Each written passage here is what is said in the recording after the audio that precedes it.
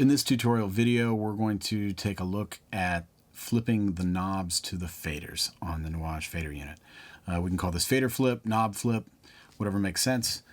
But basically, any parameter at any point in time that is on the knob, either 1 or 2, the top one being 1, second one being 2, can be flipped down to the faders so that they can be controlled with faders instead of knobs. This is great for automation, awesome for aux sends, it's fun for equalizing, it's very helpful for surround panning. So this is a very useful feature, and it's very simple to do. So let's just take a look.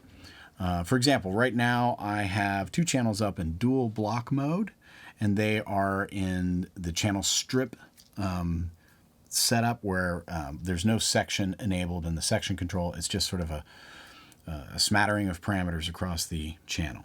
So if I take this button here, flip knob 1, now everything that's on these top knobs here is going to flip down to the faders.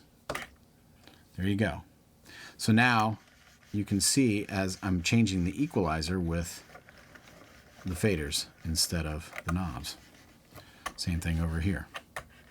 Now if I were to switch the section right in the middle, just like this, now it's the entire equalizer, I'm sorry, and flip the knobs, it's the entire equalizer for each channel. Turn on some bands here.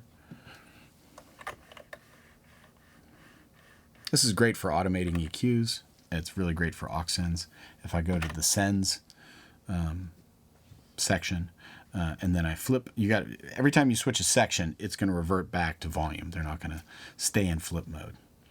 So now I'm going to go to knob 2, which is the levels for the sends, and you can see there. Great for automation, for delays and that sort of stuff.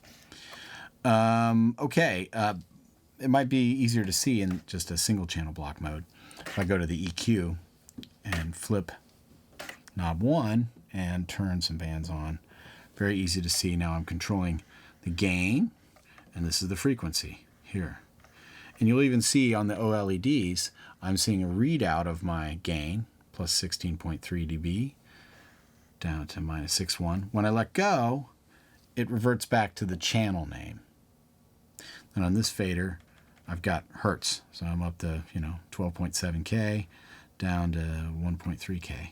If I let off, then it goes back to identifying that channel. And we can still use the touch slider to move channels around, but notice the fader's not going to change because they're in flip mode. They are controlling the knob parameters, not volume.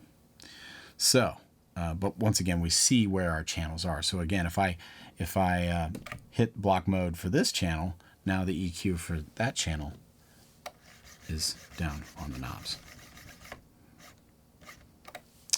So any parameter at any point in time that is on the knob set can be flipped down to the faders by using either fader flip knob 1 or knob 2, depending on what you want on the faders. Everything else works the same. All it is just a changing of the encoder so that you have an option to control those parameters. In the pan section of a surround panner, fader flip can be kind of interesting to see here.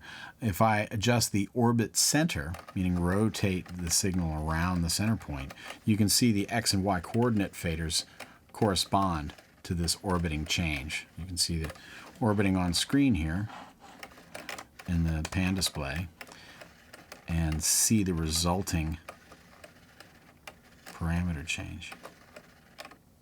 If we were to flip the bottom knobs, knob 2, now you can see if I adjust orbit center, we can see the left-right pans going crazy here. So, just a quick display there. That's it for fader flip, knob flip.